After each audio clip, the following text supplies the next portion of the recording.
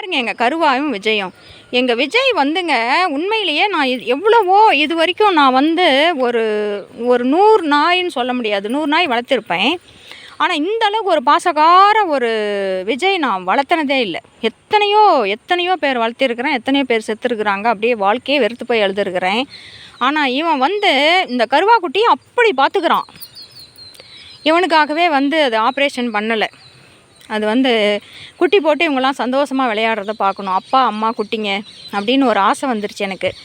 அதை ஏற்பாடு பண்ணிவிட்டு வண்டியெலாம் கூட வர சொல்லிவிட்டு டாக்டர்லாம் கூட ஃபிக்ஸ் பண்ணிவிட்டு அதுக்கப்புறம் வந்து விட்டுட்டேன்.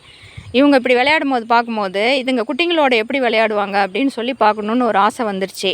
அப்போ 2-3 பேர் நாய்க்குட்டி வேறு கேட்டாங்களா, சரி இவங்க குட்டி போட்டுட்டோம் அப்படின்னு சொல்லிவிட்டு நான் வந்து இப்போ விட்டுட்டேன். இங்கே பாருங்கள் எங்கள் விஜய் என்ன பண்ணுறான் தெரியுமா, அவனுக்கு வந்து பரோட்டானா ரொம்ப பிடிக்கும். சரி இந்த கருவாகுண்டு வேறு கன்சீவாக இருக்குதா, இதுக்கு வந்து வாய்க்கு ருசியாக இருக்கட்டும்னு சொல்லிட்டு 2 பரோட்டா தான் சாப்பிடும், அதுக்கு மேலே இது சாப்பிட்றதில்ல. 2 பரோட்டா இவனுக்கு 2 இதுக்கு 2 வாங்கிட்டு வந்தால் நல்லா ஊற வச்சிடணும். ஃபஸ்ட்டு அந்த கறிக்குழம்பு தான் கொடுப்பாங்க எங்கள் ஊரில். அதை நல்லா ஊற வச்சு ஒரு 1/2 மணி நேரம் நல்லா பிச்சு போட்டு ஊற வச்சு கொண்டு வந்து போட்டால் நல்லா சாப்பிட்டுக்கிறானுங்க. அது சாப்பிட்டு முடிக்கிற வரைக்கும் இவன் வெயிட் பண்ணுறான்.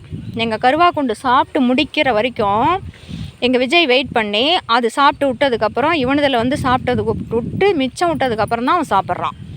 அதே மாதிரி தயிர் சாப்பாடு, எந்த சாப்பாடுமே அவன் ஏன் இப்போ தான் அப்படி பண்ணுறான், அவன் ஏன் அப்படி பண்ணுறானே எனக்கு புரிய மாட்டேங்குது. அதுக்கு உண்மையில் தெரியுமா, மனிதர்கள் மாதிரி வந்து அது பொண்டாட்டின்னு தெரியுமா, அது வயிற்றில் வளர்றது குழந்தைன்னு தெரியுமா, அது எதுக்காக விட்டு கொடுக்குறான்னு எனக்கு ஆச்சரியமாக இருக்குது. எனக்கு 2 நேரமும் இவங்கள பார்க்குறது தான். மதியானத்தில் இவங்க சாப்பிட்றதில்ல, காலையில் சாப்பிட்ட உடனே இங்கே தோப்புக்கு வந்துடுவாங்க, அப்புறம் மதியானம் வரைக்கும் இங்கே தான் இருப்பாங்க. இப்போ சாயங்காலம் இப்போ நான் போவேன், என்னோட வருவாங்க. இப்போ நைட்டுக்கு வந்து சாப்பிட்டுக்குவாங்க, கம்முன்னு இருந்துக்குவாங்க. இப்போ இவனுக்கு வந்து வாய்க்கு ருசியாக கொடுக்கணுங்கிறதுக்காக கொடுத்துட்ருக்குறேன் கண்டதெல்லாம். பரோட்டா நல்லா சாப்பிட்றது, அதனால் வந்து வாங்கிட்டு வந்து கொடுப்பேன். ஆனால் எங்கள் விஜய் வந்து இவனுக்கு வந்து என்ன தோணுது, மனிதர்கள் மாதிரி அறிவு இருக்குதா இல்லை என்ன யோசிக்கிறாங்கிறது மட்டும் எனக்கு இது வரைக்கும் தெரியல. அப்படி பார்த்துக்கிறான் அந்த கருவாகுண்டை. எந்த நாயும் கிட்ட வரக்கூடாது.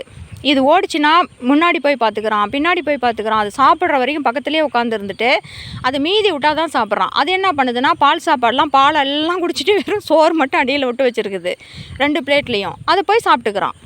அதே மாதிரி தயிரும் சுத்தமாக எல்லாம் சாப்பிட்டுவிட்டு வெறும் சோறு மட்டும் விட்டு வச்சுக்கிது, அதை போய் சாப்பிட்டுக்கிறான். பாருங்கள் 2 பேர். எனக்கு ஆச்சரியமாக, எனக்கு வந்து இப்படி தான் நடந்துக்குவாங்களா அப்படின்னு சொல்லிட்டு எனக்கு உண்மையிலேயே ஆச்சரியமாக இருக்குதுங்க. எங்கள் விஜய் பார்க்கும்போது எனக்கு ரொம்ப பெருமையாக இருக்குது. எங்கள் விஜய் வந்து அப்படி பார்த்துக்கிறான் அந்த கருவாகுண்டை. அவனுக்கொசரமே அவன் பிள்ளைங்க தான் இது வயிற்றில் இருக்கிறதெல்லாம். அதனால் இவங்கெல்லாம் சந்தோஷமாக இருக்கணுங்கிறதுக்காகவே நான் விட்டுட்டேன், ஆப்ரேஷன் பண்ணலை. அப்புறம் இந்த தடவை குட்டி போடுறதுக்கப்புறம் அடுத்த தடவை தான் ஆப்ரேஷன் பண்ணோம். பாருங்கள் எவ்வளோ சந்தோஷமாக இருக்கிறாங்கன்னு.